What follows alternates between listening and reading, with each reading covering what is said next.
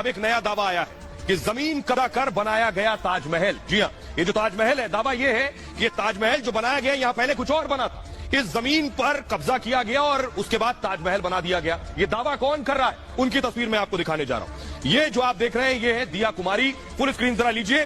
دیا کماری کے بارے میں آپ کو بتاؤں گا, جو تاج محل پر دعویٰ کر رہی ہیں. یہ راجکماری ہے اور ان کا کہنا ہے کہ تاج محل ان کے راج گھرانے کی زمین پر بنا ہوا ہے. آئیے, تو کون ہے جو یہ کہہ رہا ہے کہ تاج محل ان کی زمین پر بنا ہے؟ السلام علیکم ورحمۃ اللہ وبرکاتہ. عزیزان ملت اسلامی, آپ تمام امتی کو فیصل کی طرف سے سلام مرد ہیں. گھر میں بڑی پردہ نشین عزت دار ماں اور بہنوں کو فیصل کی طرف سے سلام مرد ہے. بہرحال اللہ سے امید ہے آپ لوگ خیریت سے ہوں گے, اللہ کی حفاظت میں ہوں گے. ان ملونوں کی ملامت سے, ان فرقہ پرستوں کی فرقہ پرستی سے, ان درندوں کی درندگی سے محفوظ ہوں گے. اللہ آپ لوگوں کو اپنے حفظ امان میں رکھے, اللہ اپنی حفاظت میں رکھے, اللہ ہر آبا سے ہر شر سے آپ لوگوں کو محفوظ رکھیں. بہرحال میرے عزیز دوستوں, میرے بھائیو, دیش کے حالات سے بھی آپ لوگ واقف ہے اور دیش کے باہر کے حالات سے بھی آپ لوگوں کو واقف کرایا جا رہا ہے. لیکن یہ دیش سے ہی جڑی ایک خبر رہے گی, جو کہ ساری دنیا کا 8واں عجوبہ جو ہمارا تاج محل ہے, جو ممتاز کے نام پہ ہمارے جو بادشاہ نے جو بنایا تھا, اب اس کے اوپر دعویٰ ٹھوک دیے. دعویٰ ٹھوکنے والے کون ہیں آپ لوگوں کو اچھی طرح پتہ ہے. کن کے دیا کماری ہے کہتے ہیں. یہ ایک ایسی لنڈی ہے, آپ لوگ سنیں گے تو ہنسیں گے. ایک مذاق کر رہے ہیں یہ لوگ, یا اپنے آپ کو سرخیوں میں رہنے کا ایک بہانہ بنا لیے ہوئے ہیں یہ لوگ.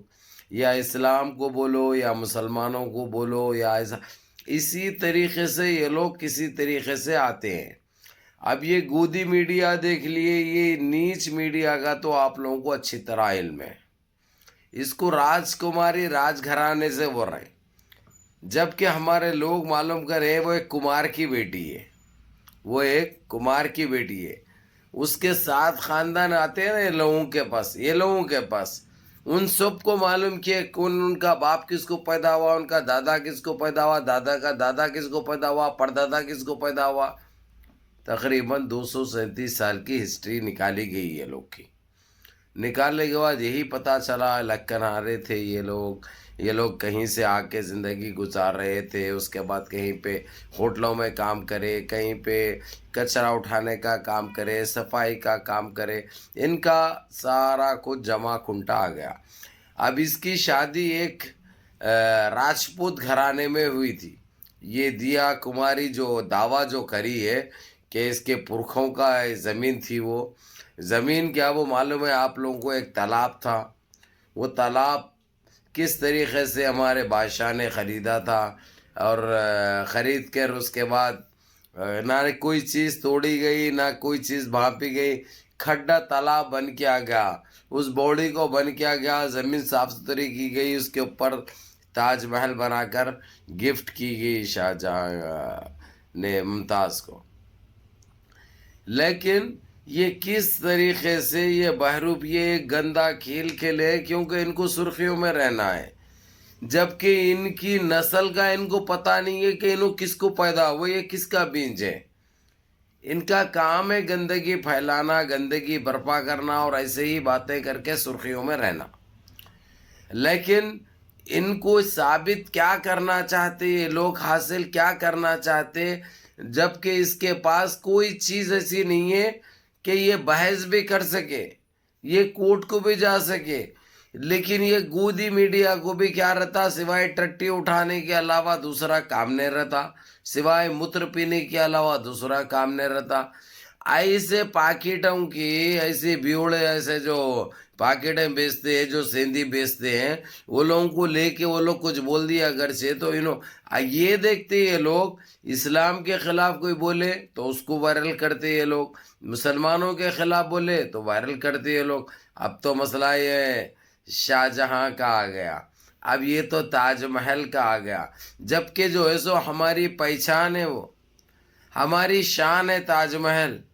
اب تاج محل کے بارے میں بول کے یہ لوگ سرخیاں بٹورنا چاہ رہے ہیں, لیکن سرخیاں بٹورنے نہیں جاتے. اب سیدھا جو ہے سو ان کے اوپر کارروائی ہوگی, ان کے اوپر کارروائی ہوگی, کیونکہ یہ لوگ اتنا گند پھیلائے آپ لوگوں کو اچھی طرح پتہ ہے. یہ لوگوں کے پاس گندگی کے علاوہ تو نہ دینے کے لیے کچھ ہے، نہ بتانے کے لیے کچھ ہے، نہ بولنے کے لیے کچھ ہے. ایشو تھا بابری مسجد کا، وہ بڑی چبھی تھی. اب یہ تاج محل ایک میاں بھائی نے ممتاز کے حوالے کیا، ممتاز کو بنا کے گفٹ کیا، ہدیہ کیا، جو کہ دنیا کا 8واں عجوبہ کہا جاتا ہے. اس کو دنیا کا 8واں عجوبہ کہا جاتا ہے. ساری دنیا سے لوگ آ کے وہاں پر اس کو دیکھتے ہیں اور دیکھ کر تصویریں بناتے ہیں، ویڈیوز لیتے ہیں. ایک دیکھنے لائق چیز ہے جو کہ ان کی تو کوئی اوقات نہیں ہے، انہوں تو سوچ بھی نہیں سکتے وہاں پہ جانے کے لیے بھی. لیکن گندگی پھیلانا، گندگی برپا کرنا کوئی ان سے سیکھ سکتے ہیں، کیونکہ ان کے پاس میں بتایا آپ لوگوں کو پہلے بھی کچھ نہیں رہتا بھائی. ان کے منہ میں جو آیا انہوں بولنا، بس ان کا یہی کام ہے، دوسرا کام تو ان کے پاس کچھ نہیں ہے. انہیں ایک کمار کی بیٹی ہے جو گھڑے ٹھیلیاں ہے، برتنیں جو بناتے ہیں نا مٹی سے، وہ اس کی بیٹی ہے. اس کے علاوہ اور کچھ نہیں ہے. وہ کیا ہے، نشے کی حالت میں پاکٹیں بہت مارتی ہے انہیں. وہ مار کے منہ کو آیا کیا کہ بول ڈالی. اس کو جو ہے سو ایک میڈیا کا، ایک گودی میڈیا کا اینکر اس طریقے سے پیش کیا سانس پھولا کے بول رہا، کتنی تیزی سے بول رہا. یہ سوائے گندگی کے علاوہ ان کے پاس کچھ نہیں ہے. میرے عزیز دوستوں، میرے بھائیوں، بہرحال فکر کرنے کی آپ لوگ ضرورت نہیں. ایسے کئیوں آتے اور نیچے سے چلے جاتے ہیں لوگ، دو پاؤں کے بیچ میں سے نکل جاتے ہیں لوگ. وہ سن کے اور کچھ بھی نہیں، وہ خوشبو کے لیے آتے کیونکہ ان کو یہی مہک پسند آتی ہے نا بھائی. اور دوسری مہک تو ان کو پسند نہیں آتی کیونکہ اسی میں رہنے کے، وہی کھانے کے لائق ہے یہ لوگ.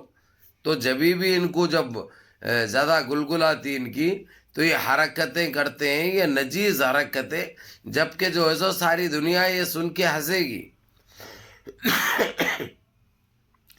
ساری دنیا یہ کیسے کیسے بیوڑے پیدا ہوئے ہیں، یہ دیش کے اندر بیوڑیاں پیدا ہوئے ہیں دیش کے اندر، بلکہ یہ سوچیں گے اور کچھ بھی نہیں.